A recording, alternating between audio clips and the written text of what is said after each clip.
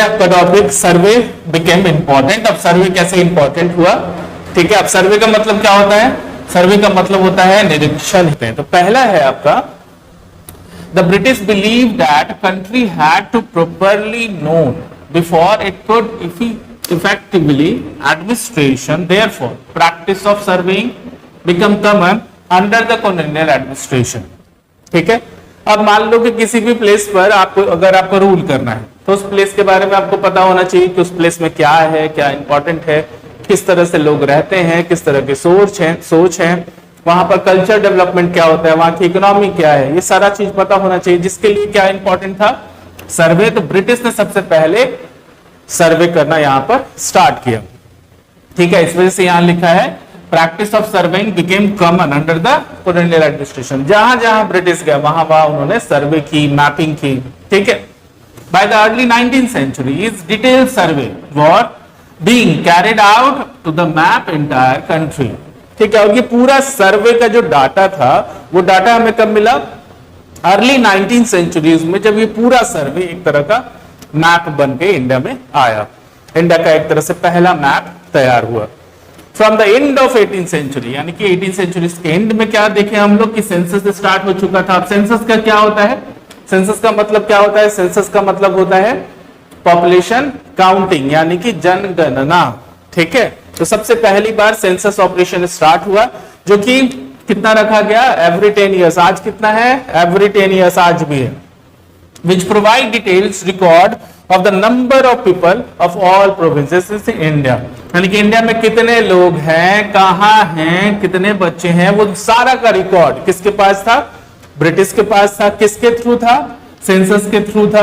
अब ये सेंसस का उन लोगों को नीड क्यों पड़ा? क्योंकि सर्वे इंडिया का कंप्लीट हो चुका था। सर्वे क्यों जरूरत था? ताकि इंडिया के सारे लोगों के बारे में उनको नॉलेज हो सके, कौन कहाँ है, ताकि वो अच्छे से यहाँ पर एडमिनिस्ट्रेट कर सके। तो समझ गए आप लोग कि सर्वे जो है वो इतना ज्यादा इंपॉर्टेंट क्यों था। चलिए आइए अब हम लोग नेक्स्ट टॉपिक देखते हैं। नेक्स्ट टॉपिक है हमारा what official record don't tell, यानी कि जो ऑफिशियल रिकॉर्ड्स थे, जैसे हम लोग पिछले पैराग्राफ में पढ़े, उसमें हम लोगों को क्या नहीं बताया गया। तो पहला है official records don't tell what other people in a country felt and what lay behind their action, यानी कि कंट्री में जो अदर लोग थे उनकी फीलिंग क्या थी ब्रिटिश को लेकर के या कॉलोनाइजेशन को लेकर के, इसके बारे में कहीं कोई रिपोर्ट हम लोग को नहीं मिलती है। अब जो अनऑफिशियल रिकॉर्ड्स हैं उसके कुछ सोर्सेस हैं जो बहुत इंपॉर्टेंट है। पहला देखिए diaries of people, different diaries है, ठीक है, जिससे लोगों को पता चलता है। Account of the pilgrimage and travellers, जितने भी तीर्थयात्री थे या फिर ट्रैवलर थे जो दूसरे कंट्री से इंडिया आए थे, लाइक हेनसांग हो गए, ठीक है। ऑटोबायोग्राफीज ऑफ इंपॉर्टेंट पर्सनालिटीज, जितने भी इंपॉर्टेंट पर्सनालिटीज थे उनका ऑटोबायोग्राफी से भी हमें उस टाइम के इंडिया के बारे में बहुत कुछ पता चलता है। Popular booklets in the local bazaars, बहुत सारे बुकलेट्स थे जो आज भी उसी तरह से।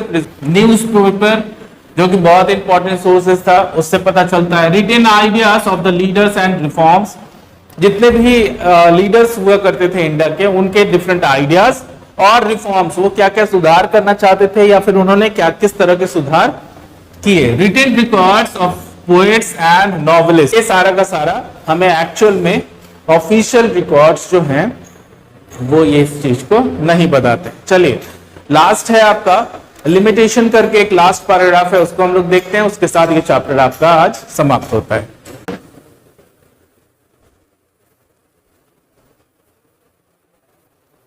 अब आइए इसी के साथ हम लोग आखिरी टॉपिक तक पहुंच गए हैं, जिसका नाम है limitation of unofficial records. Unofficial records के लिमिटेशन क्या, ठीक है। तो they were produced by those who were literate. अब ये ऑफिशियल अनऑफिशियल रिकॉर्ड्स किसके थ्रू प्रोवाइड किए गए? तो वैसे लोग जो कि लिटरेट थे, यानी कि पढ़े लिखे थे। From this we can't understand how history was experienced and lived by their tribals।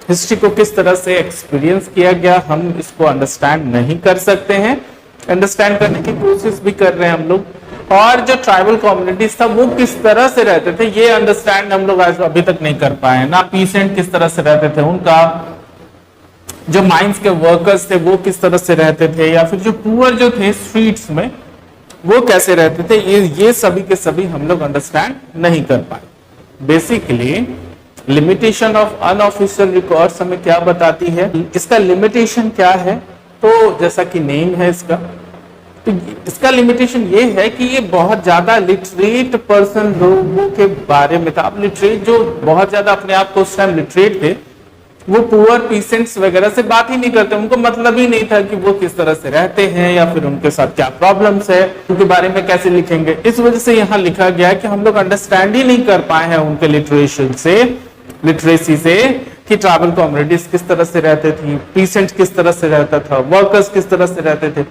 Poor लोग जो स्ट्रीट्स पर रहते थे उनको क्या प्रॉब्लम थे, ठीक है, उनका बेसिक नीड्स फुलफिल हो रहा था कि नहीं हो रहा था, ये सब कुछ पता ही नहीं था। ये इसके लिमिटेशन। इसी के साथ class 8 chapter first how when and where complete होता है।